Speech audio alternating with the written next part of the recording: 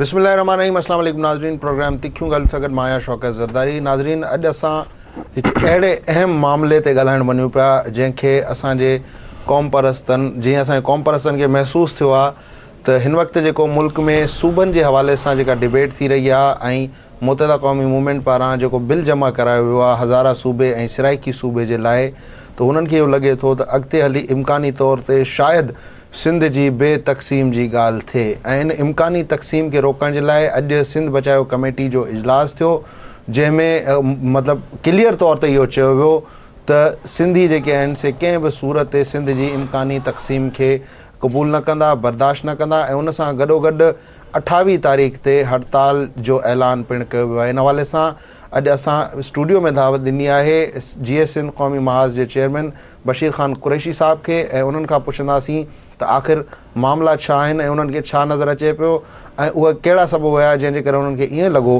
त सिंध खे बि अॻिते हली इम्कानी तौर ते तक़सीम करे सघिजे थो। कुरैशी साहब, तव्हांखे वेलकम चवंदासीं पंहिंजे प्रोग्राम में। महिरबानी तव्हांजी। सही सवाल सिधो सवाल आहे त आख़िर छो तव्हांखे इहो महसूसु थियो त इम्कानी सिंध जी इम्कानी तक़सीम थी सघे थी ईंदड़ ॾींहंनि में? सही ॻाल्हि दर हक़ीक़त इहा आहे त जॾहिं क़ौमी असेंबली जे अंदरि अहिड़ी रिथ जमा कराई वई त चइनी सूबनि जे अंदरि वधीक सूबा ठही सघनि था या हे हो, त असां सम्झूं था त हीअ हिकिड़ी राह हमवार कई पई वञे।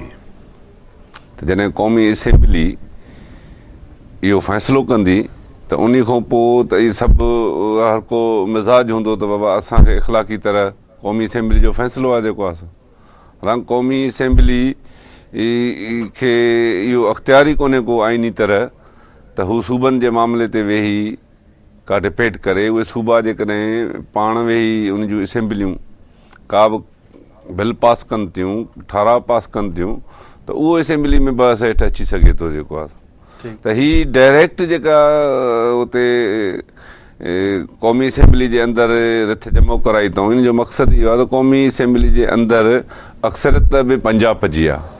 मुकमिल तरह असां सिंध, बलोचिस्तान, पख्तूनिस्तान जेकॾहिं गॾिजी था वञनि पोइ बि हुननि जी अक्सरियत आहे। अॻिते हली में बि असांखे ख़दशो आहे छो त सिंध को इंतिज़ामी यूनिट न आहे।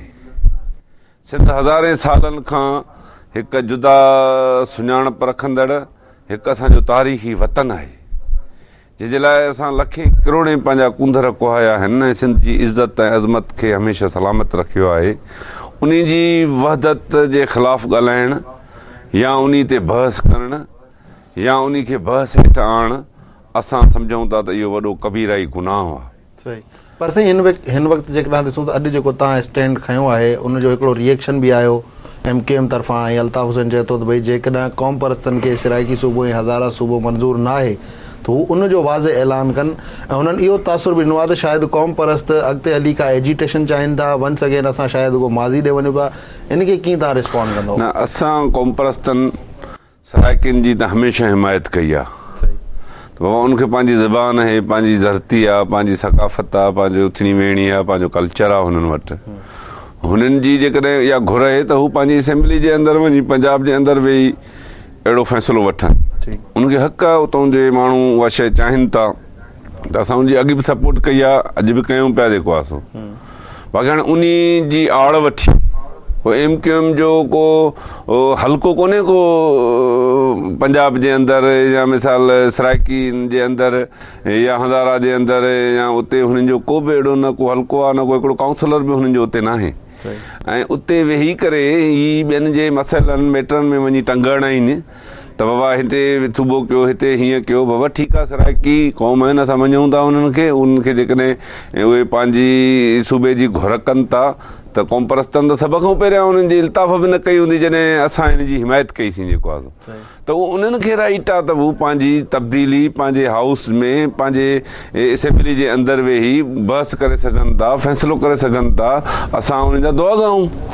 उन जी आड़ वठी जेकॾहिं केरु उथी MKM जो माण्हू चवे त बाबा सरहदूं मुक़दस न आहिनि त हुननि खे इहो ॿुधी छॾणु खपे त सिंध जी सरहद जो हिकिड़ो हिकिड़ो इंच असांजे लाइ एतिरो मुक़दस आहे जेतिरो सिंध जो हज़ार साल वजूद जेको आहे मुक़दस आहे ऐं असां उन मुताबिक़ उन ते सोचणु बि हिकिड़ो ॼण असांजे लाइ वॾो गुनाह आहे।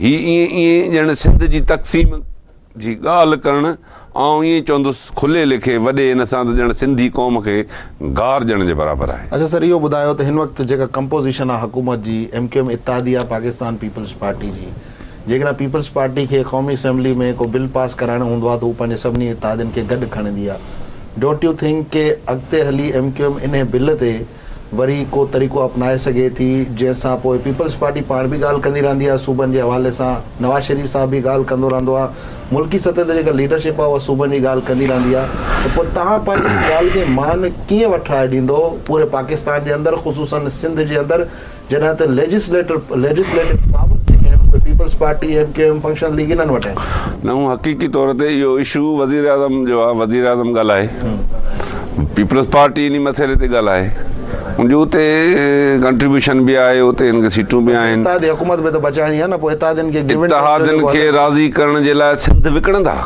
ऐं पीपल्स पार्टी इन गुनाह में शरीक पई थिए। पीपल्स पार्टी जी ख़ामोशी सवाल बणिजी वई आहे।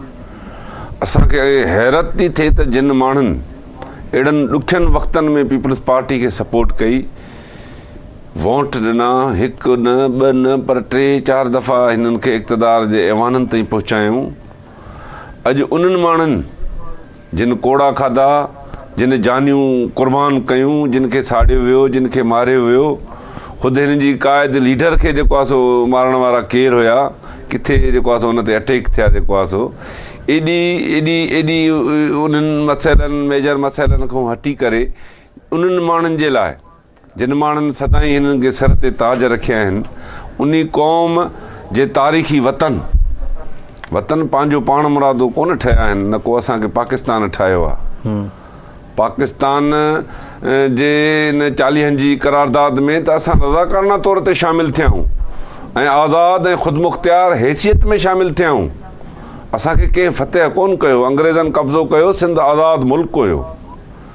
त हिन वक़्तु जॾहिं असां रज़ाकाराना तौर ते शामिलु थियाऊं, असांखे को पाकिस्तान न ठाहियो, न को असांजो कंहिं सूबो ठाहियो, असांजी त तारीख़ी असांजो वतन आहे, असांजी सिंध असां मुल्क जी जो दर्जो रखे थी, हैसियत रखे थी पई।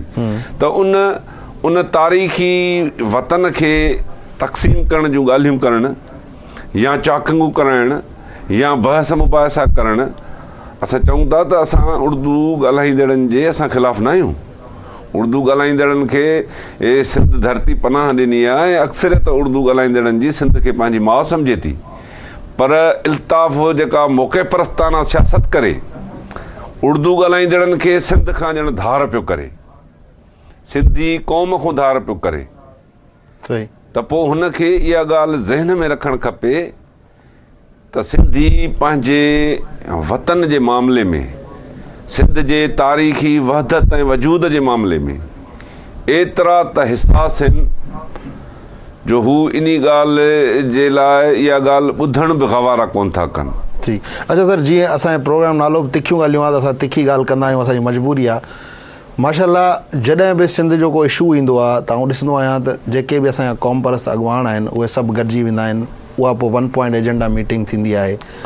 पर जेकॾहिं तव्हां सभई गॾिजी वञो त डोंट यू थिंक कि हिन वक़्तु हिन हुकूमत में पीपल्स पार्टी जेके ग़लतियूं कयूं आहिनि उन्हनि ग़लतियुनि खे सही करण जे लाइ जेकॾहिं क़ौम परस्त फोर्सिस गॾिजी वञनि त हिकु वॾो प्रेशर ग्रुप बि ठही सघे थो जेको सिंध जे माण्हुनि खे डिलीवर बि करे सघे थो।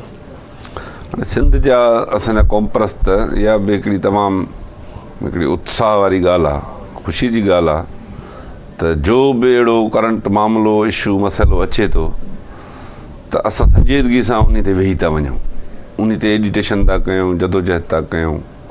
पर हाणे छा आहे त क़ौम परस्तनि जे अंदरि जेके बि जमायतूं कमु कनि पियूं, हर कंहिंजी जो नज़रियाती ऐं फ़िक्री लाइन पंहिंजी आहे। ठीकु। जीअं सिंध क़ौमी महाज़ साईं जेम्स जे फ़िक्र आज़ादु सिंधु देश जे लाइ कमु करे पई, ॿियूं जमायतूं के ख़ुदि मुख़्तियारी जी ॻाल्हि थियूं कनि, के 40 जी करारदाद जूं, के सिंधी क़ौम खे क़ौम मञनि था, चवनि था रहंदासीं पाकिस्तान में। सही।